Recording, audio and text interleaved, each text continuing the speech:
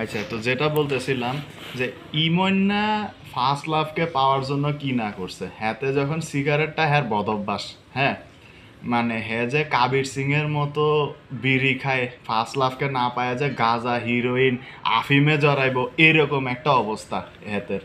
হ্যাতে হ্যার ভাই ব্রাদার, হ্যাঁ বন্ধু বান্ধব সবাই রে হ্যার ফার্স্ট লাভের কথা কইছে। হে কখন কোচিংয়ে হেরে এই ইয়াতে দিয়াইতো, রিক্সা করে দিয়াইতো এক জায়গা থেকে আরেক জায়গায়, এটার কথাও কইতো। এক লগে যে হাতেরা আইসক্রিম খাইতো মুক্তা আর ইমন, তখন কিন্তু রিয়া আসে নাই তার জীবনে। তো তখন হাতে ভার্সিটিতেও পড়তো না, কিন্তু হ্যাঁ তো কলেজ লাভের কথা আর কি। হ্যাঁ ফার্স্ট লাভটাই ছিল হলো মুক্তা ইমনের। তা ইমন হ্যারে, ইমনকে হে দেখতো কি হিসাবে, ফ্রেন্ড হিসাবে, হায়েস্ট হলো বেস্ট ফ্রেন্ডের নজরে, ভাই হিসাবে কখনো দেখতো না। মুক্তা আসিল ফাজিল টাইপের। হে ইমনরে দেবদাস বানাইতেও দ্বিধাবোধ করে নাই।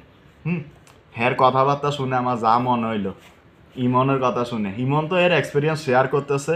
এখন আমি এটা তোকে তুলে ধরছি যেহেতু এখন সময় হয়েছে, এটা তুলে ধরা দরকার। তো ইমনের যে বিষয়টা ওই যে যেটা কইলাম, বিয়ে ঠিক হয়ে গেছে নি, হাতে যখন 1-1 1-2 2 1-এ উঠবো, 2-1-এর পর্বে কি হইলো, হাতে রিয়া নামক একটা মেয়ের সাথে ফেসবুকে পরিচয় হয়।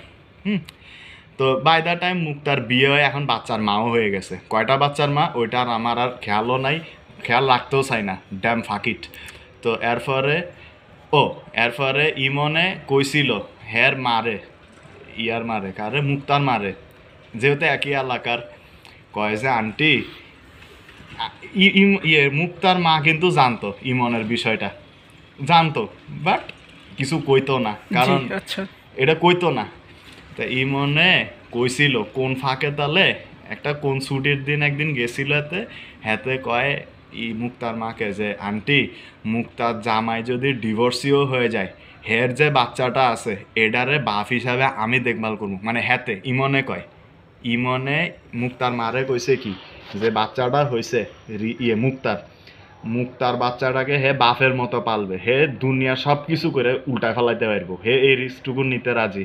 মুক্তা যদি এর কাছে ব্যাকও আসতে চায়, ও দুনিয়া সব কিছু ছাইড়ে দিতে প্রস্তুত, এমন তার বডি ল্যাঙ্গুয়েজটাই ছিল। তো আম্মা কয় যে কি দেখো বাবা, মানে হের মায়েরে কয় আর কি যে দেখো বাবা, মুক্তার চেয়েও তোমার জীবনে আরো অনেক ভালো কেউ আসবে। ইমন তো এইসব এক্সপিরিয়েন্সগুলো আমারে কয় ছয়তলার হলে। তখন কিন্তু আমরা রুমে রুমে কখনো কথা কইতাম না, ছাদে উঠে একসাথে চলে যেতাম।